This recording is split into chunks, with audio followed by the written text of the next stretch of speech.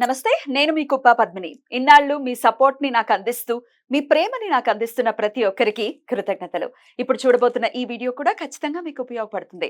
Like, share and subscribe చేసి మీ ఇష్టాన్ని అలాగే మీ సపోర్ట్ ని నాకు అందించండి. అలాగే ఈ వీడియో పట్ల మీ అభిప్రాయాన్ని కమెంట్ సెక్షన్ లో కమెంట్ చేసి నాకు తెలియజేయండి.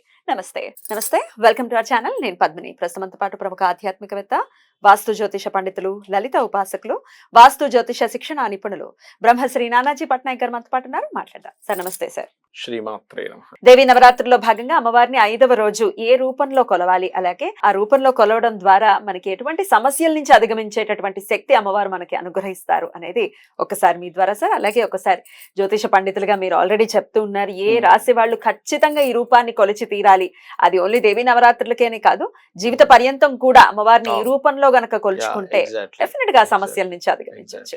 అది కూడా ఒకసారి మీ ద్వారా. చండిక అమ్మవారిని కొలుస్తారండి 5వ రోజు. అదే విధంగా కాళీ అమ్మవారిని కూడా కొలుస్తారు. అయితే చండీ అమ్మవారి ఆరాధన మనకి దేవి భాగవతంలో ఏమని చెప్పారు అంటే, ఇప్పుడు చూడండి, మనం ఏదైనా మనకు చాలా గొప్ప ఐడియా వచ్చింది, ఉదాహరణకి ఈ దేశాన్ని మంచి దీంట్లోకి తీసుకెళ్లే ఐడియా వచ్చింది, కానీ పెద్దవాళ్ళని కలవాలంటే అంత ఈజీ కాదు.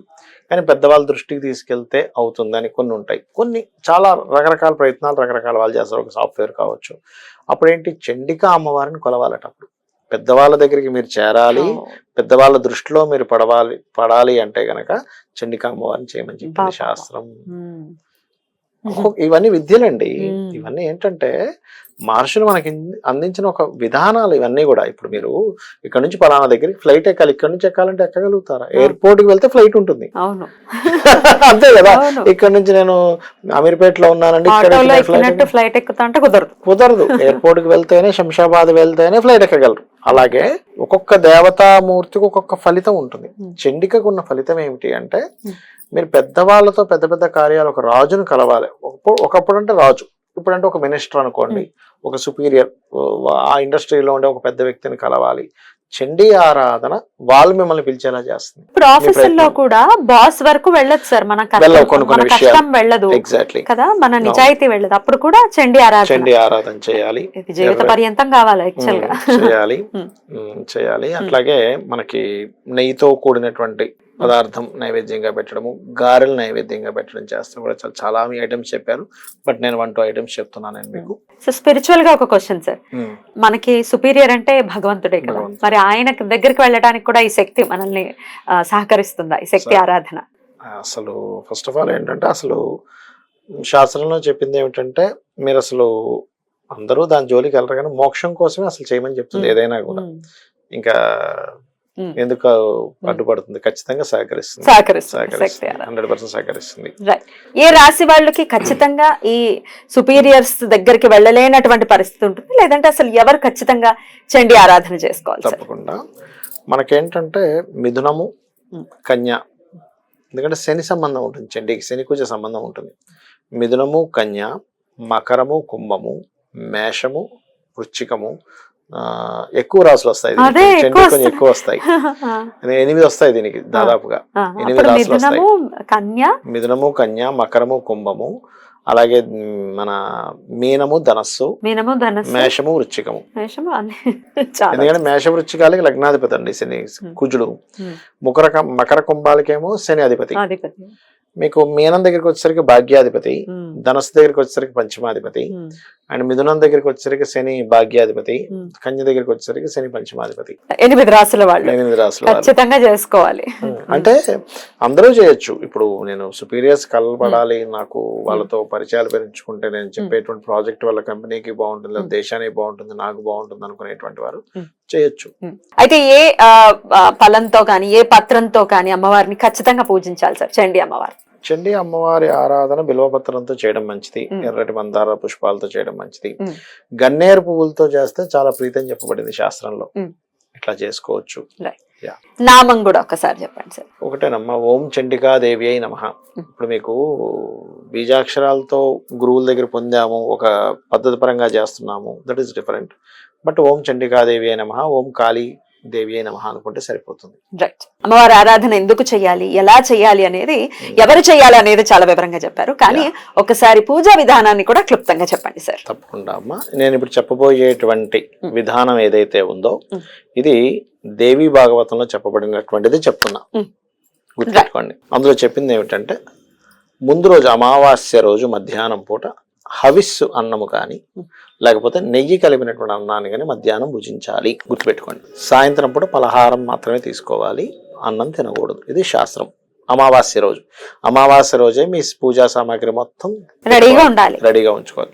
నెక్స్ట్ డే ఉదయం నిద్ర లేచిన తర్వాత చక్కగా తల స్నానం చేసుకొని, స్త్రీలు అయితే 9 రోజులు చేయాల్సిన అవసరం లేదు, ఫస్ట్ డే చేసుకుంటే సరిపోతుంది. పురుషులు మాత్రం నిత్యం 9 రోజులు చేసుకోవాలి. దీక్ష తీసుకోవాలనుకునేటువంటి వారు దీక్షా వస్త్రాలు ధరించాలి, ఎర్రటి వస్త్రాలు. అదేవిధంగా ఒకరిని కానీ ముగ్గురిని కానీ 5గురిని కానీ బ్రాహ్మణుని పిలిచి వాళ్ళకి దీక్షా వస్త్రాలు ఇచ్చి వాళ్ళకి వరుణ ఇచ్చి వాళ్ళని మీ స్తోమతను బట్టి 1 3 5 దాన్ని బట్టి వాళ్ళకి నిత్యము కూడా ఇంట్లో దేవి భాగవతము లేకపోతే చండి ఇట్లాంటి పారాయణాలు 9 రోజులు జరగాలి.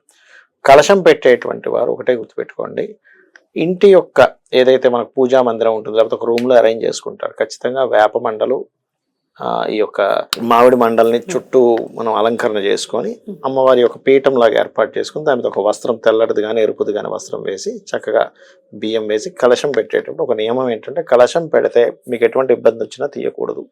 మధ్యలో ఏదైనా వచ్చింది పురోహితుని పెట్టి 9 days చేయాలి కానీ మధ్యలో ఆపకూడదని శాస్త్రం, తీయకూడదు. దేవుడి గదిలో పెట్టేసి తలపేసేసామంటే అంటే కూడా కుదరదు. ఖచ్చితంగా ఇంట్లో ఏమి జరిగినా అది 9 days కంప్లీట్ అవ్వాల్సిందే. ఆ కలశం అది ఎలాంటి కలశమైనా దానం చేయాలి లాస్ట్ రోజు, చివరి రోజు ఆలోచించి పెట్టండి. పెట్టండి అంటే అలా కాదు, ఎలాంటి దానం చేస్తే అంత గొప్పది వస్తుంది. కానీ చెయ్యం కదా సార్, ఇప్పుడు వెండిది పెట్టేస్తాం, బియ్యం ఇచ్చేసి చెంబు లోపల పెట్టుకుంటే ఇంకేం చేయాలని చెప్పింది శాస్త్రంలో, చేయమని చెప్పింది. కాకపోతే అందులో నవరత్నాలు బంగారం లాంటివి వేస్తారు కలశంలో. కలశంలో ఏం చేస్తారంటే మనకి గంగా యమున సంబంధించినవి ఏమైనా ఉంటే దాన్ని వేస్తారు, లేదనుకుంటే నీళ్ళనే తీసుకుని గంగా యమున అనుకుంటూ మంత్రం చదువుతూ వేస్తారు. చక్కగా కొబ్బరికాయ పెడతారు, అందులో బంగారము లేకపోతే అవన్నీ కూడా వేస్తారు, అవి తీసేసుకోవచ్చు కావాలంటే. కానీ కలశ స్థాపనతో పాటు శ్రీయంత్రం ఉండాలి, అమ్మవారి పటం ఉండాలి, లేదా విగ్రహం ఉంటే మీరు చక్కగా అలంకరణ చేసుకోవచ్చు. శ్రీచక్రానికి రోజు పూజ చేయాలి. అందులో పర్టికులర్ గా మనకి శాస్త్రంలో చెప్పిన విషయం ఏంటంటే మీకు ఎటువంటి దారిద్రాలు ఉన్నా తొలగిపోవాలంటే బిల్వపత్రం తీసుకొని ఎర్ర చందనము, రక్త చందనము అంటారు, దానికి చక్కగా రాసి ఒక్కొక్క బిల్వపత్రంతో కనుక పూజ చేసుకున్నట్లయితే అద్భుతమైన ఫలితం వస్తుంది. ఆ బిల్వపత్రం మళ్ళీ నెక్స్ట్ డే వాడచ్చు అంటే హ్యాపీగా వాడచ్చు. బిల్వపత్రానికి తప్పులేదు, దోషం లేదు. కడిగేసుకుని చక్కగా పెట్టి ఏమంటే నాకు లలితాసహస్రనామాలు పూర్తిగా వచ్చు, ఒక్కో నామంతో చేయొచ్చు. లక్ష్మీ అష్టోత్తరాలు వచ్చు, లక్ష్మీ అష్టోత్తరాలు చేసుకోవచ్చు. లేదు ఏమీ నాకు రావండి, శ్రీమాత్రి నమః అనుకుంటూ చేస్తాను, ఉదయం పోయింది సాయంత్రం ఒక అరగంట సేపు చక్కగా చేయొచ్చు. అయితే పూజకు ముందు ఖచ్చితంగా మీరు ఆచమనం చేయడము, సంకల్పం చెప్పుకోవడం చేయకపోతే పూజ చేసిన ఫలితం రాదు. ధ్వజం ఖచ్చితంగా ఉండాలి అక్కడ, గుర్తుపెట్టుకోండి. ధ్వజం అంటే జెండా లాగా అమ్మవారి సింహం మీద ఉన్నటువంటి అమ్మవారి కానీ లేకపోతే సింహం ఉన్నటువంటిది కానీ ధ్వజం ఖచ్చితంగా ఉండి తీరాలి. వీటన్నిటికంటే ముఖ్యమైనది ఏంటంటే అమ్మ శాస్త్రంలో చెప్పినటువంటిది ఆవు పేడతో అలకమని చెప్పారు, కానీ ఇవాళ రేపు మనకి టైల్స్ ఇవన్నీ అలకలేం కాబట్టి కనీసం పేడనైనా అక్కడ పెట్టుకోవాలి. అలాగే చేస్తే ఇంకా అద్భుతం, గొబ్బెమ్మలాగా పెట్టుకోవచ్చు. పెట్టుకుంటేనే ఆ పూజకు ఫలితం అని చెప్పడం జరిగింది. అలాగే నిత్యము కూడా రోజుకు ఒక్కరినైనా సరే ముత్తైదువుని పిలిచి మీరు ఇవ్వాలి, తాంబూలము ఇవ్వాలి. మీ శక్తి. కుమారి పూజ చేసే వాళ్ళు ఫస్ట్ డే, సెకండ్ అంటే 2 సంవత్సరాలు, సెకండ్ డే 3 సంవత్సరాలు, థర్డ్ డే 4 సంవత్సరాలు ఈ వరుస పాటించాలి. ఆ అమ్మాయికి పళ్ళు ఊడిపోవడం కానీ కురుపులు ఉండడం కానీ చేతి నిండా అనారోగ్యంతో ఉన్నటువంటి అమ్మాయిని కూర్చోబెట్టదని చెప్పింది శాస్త్రం.